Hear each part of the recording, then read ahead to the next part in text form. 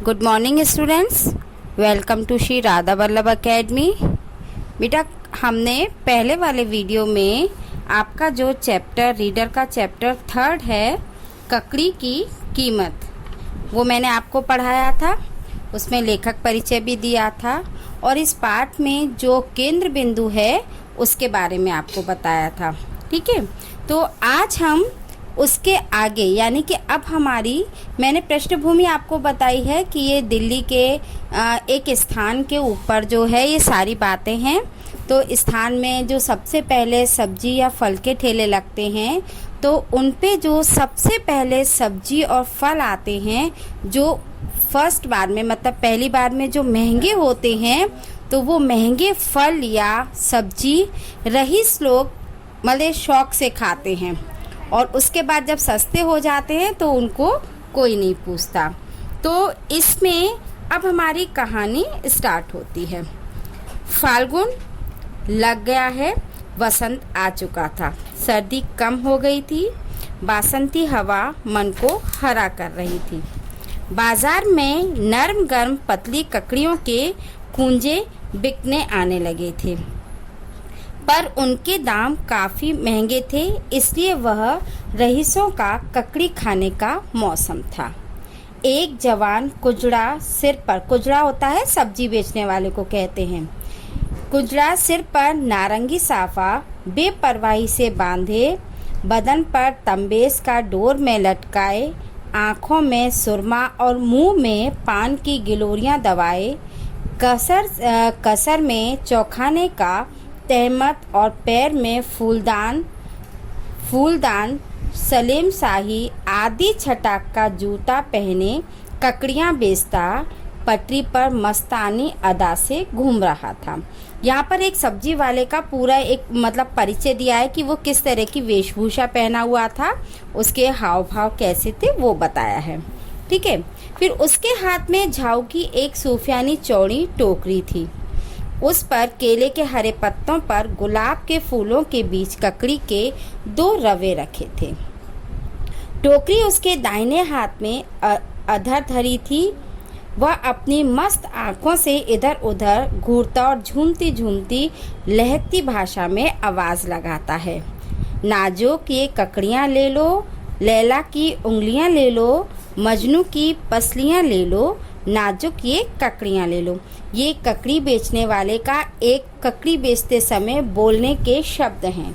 वो अपनी ककड़ियों को बेचने के लिए ये बोलता है कि नाजुक ये ककड़ियाँ ले लो, लैला की उंगलियाँ ले लो, मजनू की पसलियाँ ले लो, नाजुक ये ककड़ियाँ ले लो।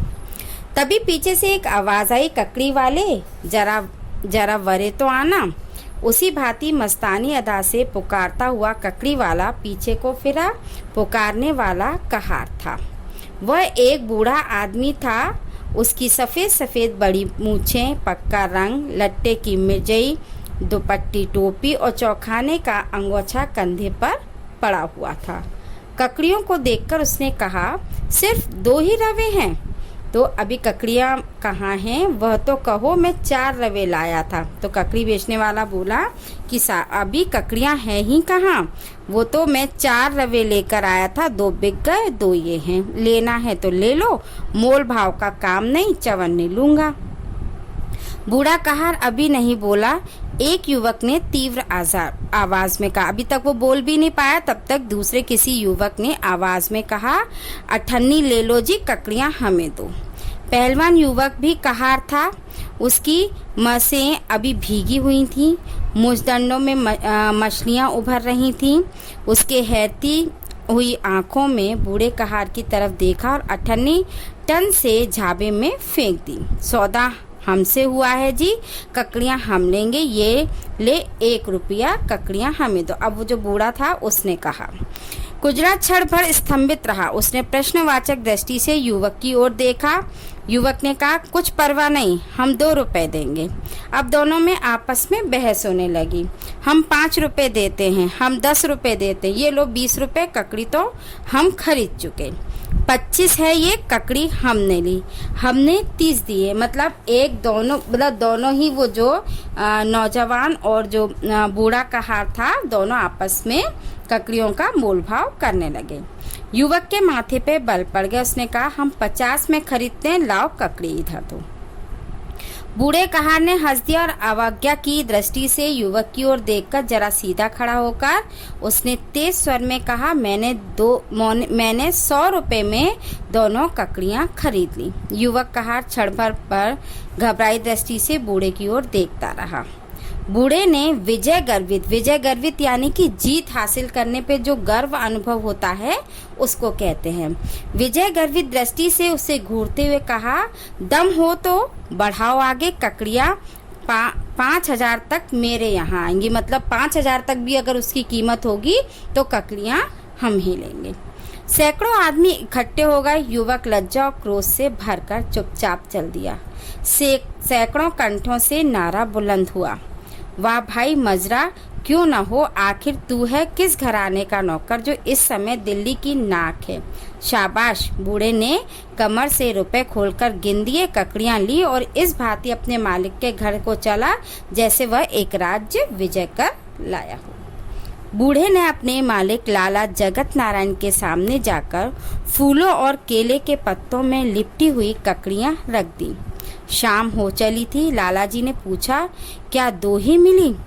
जी हाँ, बाजार भर में 2 ही ककड़ियाँ थी जिन्हें आपका सेवक 100 रुपये में खरीद लाया। इसके बाद कहार ने घटना, जो बाजार में जो घटना हुई थी, वो लाला को सारी घटना सुनाई।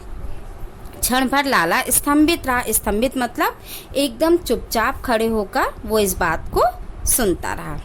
क्षण भर बाद उसने अपने गले से सोने का तोड़ा उतारकर बूढ़े के गले में डाल दिया और उसके बदन को दुशाले से लपेटकर स्वयं भी उससे लिपट गया। उनकी आंखों में आंसुओं की धारा बह निकली। उन्होंने गदगद कंठ से कहा, शाबाश मेरे प्यारे रामदीन, तुमने बाजार में मेरी प्रतिष्ठा बचा ली। इसके बाद उन्होंने चांदी की तश्तरी में ककड़ियों को उन्हीं गुलाब के फूलों में रखकर ऊपर कम ख्वाब का रुमाल ढककर कहा, जाओ लाला शिव प्रसाद जी से मेरा जय गोपाल कहना और कहना कि आपके सेवक ने यह प्रेम की सौगात भेजी है। मतलब उन्होंने वो ककड़ियाँ किसको भेजी? लाला शिव प्रसाद। देखो, हर एक चीज़ को मैं चैप्टर पढ़ रही हूँ, आपको ध्यान से पढ़ना है क्योंकि इसी चैप्टर में से आपके क्वेश्चन के आंसर भी मिलेंगे। तो हमेशा कोई भी चीज़ अगर आपको समझाई जाए या पढ़ाई जाए तो उसे ध्यान से सुनना और पढ़ना। बुक आपके सामने है, आप उस पर ध्यान देकर उसको मतलब रीडिंग करना। ओके, तो वो सौगात भेज दी। हाथ जोड़कर अर्ज की स्वीकार करके इज्जत अफजाई करें। युवक ने सब घटना सुनकर शिव प्रसाद जी चुपचाप मसंद पर लुढ़क गए। मसंद होता है बेटे एक तरह का तकिया होता है जो गोल आकार का होता है, उस पर लुढ़क गए। मुंह की गिलोरी उन्होंने थूक दी। गिलोरी होती है जो मुंह में पान वगैरह ये जो खाते हैं ना, उसका गिलोरी थूक दी। नौकर चाकर चिंतित हुए पर कोई कुछ नहीं कह सका। थोड़ी ही देर में बूढ़े रामदीन ने आकर अदब से आगे बढ़कर तश्तरी लाला शिव प्रसाद जी के सामने रख दी और हाथ जोड़कर अपने मालिक का संदेश भी निवेदन कर दिया। लाला शिव प्रसाद जी चुपचाप एकटक तश्तरी में रखी दोनों ककड़ियों को देखते रहे। कुछ देर बाद उन्होंने ककड़ियां भीतर भिजवा दी और तश्तरी अफसरफियों से भरकर कहा, यह तुम्हारा इनाम है। लाला जगत